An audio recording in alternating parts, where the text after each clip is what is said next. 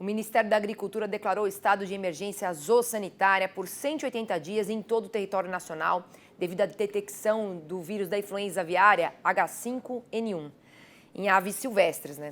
A portaria foi publicada em edição extra do Diário Oficial da União na noite desta segunda-feira e passa a valer imediatamente. De acordo com o Ministério, essa é uma medida para evitar que a doença chegue na produção de aves de subsistência e comercial, bem como para preservar a fauna e a saúde humana.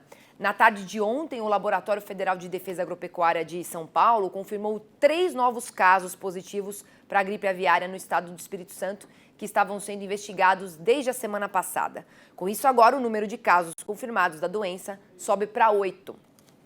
E em nota, a Associação Brasileira de Proteína Animal, a BPA, disse que a medida já era prevista e amplamente discutida pelo Ministério com o setor produtivo, cujo único propósito é a desburocratização de processos para poder ganhar maior agilidade nas ações de monitoramento e eventuais necessidades de ações de mitigação.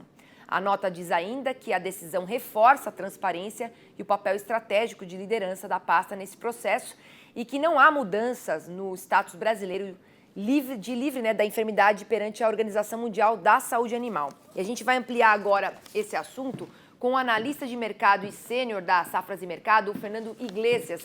Boa tarde, Fernando. Seja bem-vindo aqui ao Mercado e Companhia. Boa tarde a todos. Vamos sim discutir sobre a influenza aviária, esse tópico aí que é tão importante no decorrer dessa semana, então, fundamental tratar sobre isso. 8 casos, né, Fernando? E qual que é a sua avaliação do ponto de vista do mercado, dessa rápida ação do Ministério da Agricultura diante desses casos de gripe aviária? Por que a chegada da doença ela é uma questão já há algum tempo, né? Sim, na verdade, desde o começo do ano, desde que começaram a surgir aqueles casos na Argentina e no Uruguai, o mercado já discute as medidas protetivas necessárias para evitar que o problema entre no sistema industrial brasileiro, que o problema entre realmente nas granjas comerciais.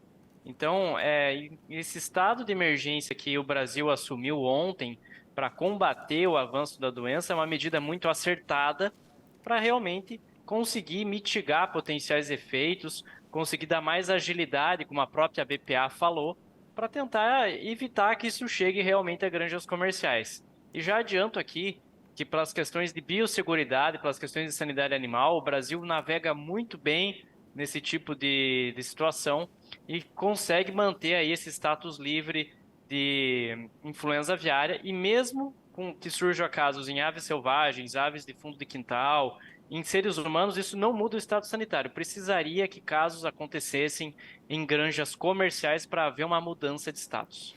Agora, esse status, né, de emergência zoossanitária, ele muda alguma coisa em relação a como o mercado está enxergando a produção brasileira? Em relação ao mercado, não há mudanças, tá? Em relação ao mercado, tanto que os preços do frango vivo, do frango abatido, eles seguem inalterados, eles estão bem acomodados nos últimos dias. Não há risco algum para consumir os produtos avícolas do Brasil, tá? Inclusive, deve ser incentivado esse consumo, é uma proteína de altíssima qualidade, uma proteína de baixo teor de gordura, então é um produto de primeiríssima linha e que precisa ser incentivado o seu consumo, precisa realmente conscientizar a população de que é seguro consumir os produtos avícolas produzidos aqui no Brasil. Tá? É seguro, não tem problema algum, realmente não chegou no nosso sistema produtivo, tá? E não há problemas quanto a isso por enquanto. Então, não há desdobramento sobre as nossas exportações, tampouco sobre o nosso mercado interno por enquanto. Agora, vamos traçar aqui juntos, né, um panorama para os preços do frango vivo, né? Porque uma semana após a confirmação dos primeiros casos de gripe aviária aqui no Brasil, como é que estão as cotações, tanto no frango vivo quanto para os cortes negociados no atacado e também na distribuição? Bom, basicamente o que nós temos observado em termos de cotações nessa segunda quinzena do mês, apesar de ser um período de demanda mais lenta, em função da sazonalidade, né? Primeira quinzena é um pouco mais forte, porque entra os salários na economia, motiva a reposição ali ao longo da cadeia produtiva, mas dá para dizer que em São Paulo os preços estão trabalhando aí entre R$ 5,00, R$ 5,10 o quilo para o frango vivo, em torno de R$ 6,50, R$ 6,60 para o frango abatido congelado.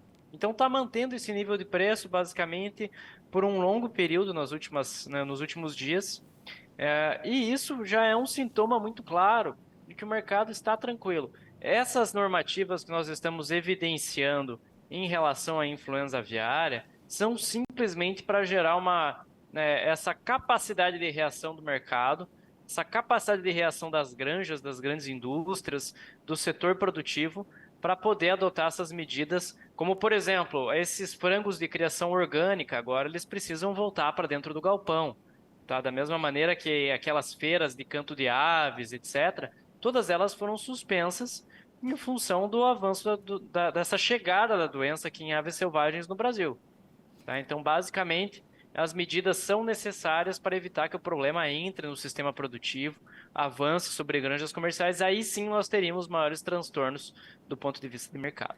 Agora, em relação às exportações brasileiras de carne de frango, né? Como é que está o cenário dos embarques agora em maio?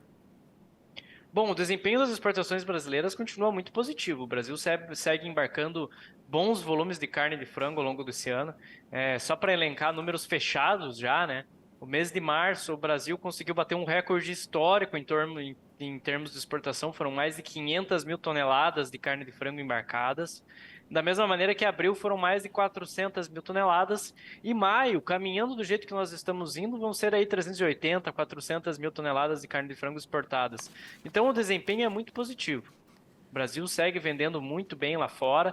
A nossa estimativa aqui de safras de mercado para exportação de carne de frango em 2023 é de mais ou menos aí 4,9 milhões de toneladas, um recorde histórico. Apesar de todos esses problemas sanitários, o Brasil ainda é a melhor alternativa de fornecimento global de carne de frango, ainda tem uma posição bastante destacada dentro desse mercado no contexto global.